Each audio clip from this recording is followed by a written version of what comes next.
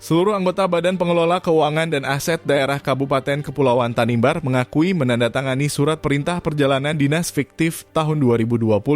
Kesaksian para pegawai BPKAD Tanimbar itu dalam sidang lanjutan kasus dugaan korupsi SPPD fiktif BPKAD Tanimbar tahun anggaran 2020 di Pengadilan Tipikor Ambon, Senin 4 Desember 2023. Total 13 saksi dari pegawai BPKAD Tanimbar yang dihadirkan dan tak satupun membantah tak mengetahui SPPD tersebut fiktif. Para saksi itu yakni Aloysius Ongirwalu Kasubag Umum BPKAD, Martin Martia Peter Kasubdit Belanja, Maria Larat Mase, Victorianus Marampesi Juliana Emilia Pelamonia Kasubdit Pelaporan, Paulus Titir Lobi Kasubag Perencanaan, Narci Martavina.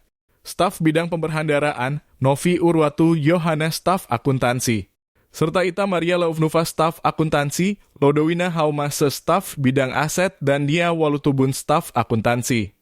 Sidang dipimpin oleh Haris Tewa selaku Hakim Ketua didampingi Antonius Sampai Samine dan Wilson Shriver, masing-masing sebagai Hakim anggota, turut hadir para terdakwa didampingi penasihat hukum.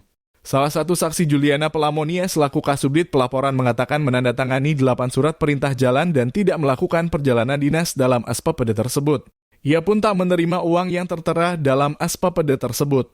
Tanda tangan 8 SPPD tapi tidak jalan dan tidak terima uangnya, yang mulia, kata saksi. Namun ia mengatakan menerima uang total 20 juta rupiah di akhir tahun. Saksi menyebutkan penandatangan SPPD fiktif tersebut merupakan arahan dari terdakwa Jonas Batlajeri selaku Kepala BPKAD. Hal senada juga dikatakan seluruh saksi lainnya termasuk di bidang lain seperti pada bidang perencanaan aset Maria Larat Mase. Namun ia mengatakan dari 25 SPJ, hanya 6 yang dilakukan perjalanan dinas. 10 tanda tangan dan tidak perjalanan dinas. Sementara 9 bukan tanda tangannya.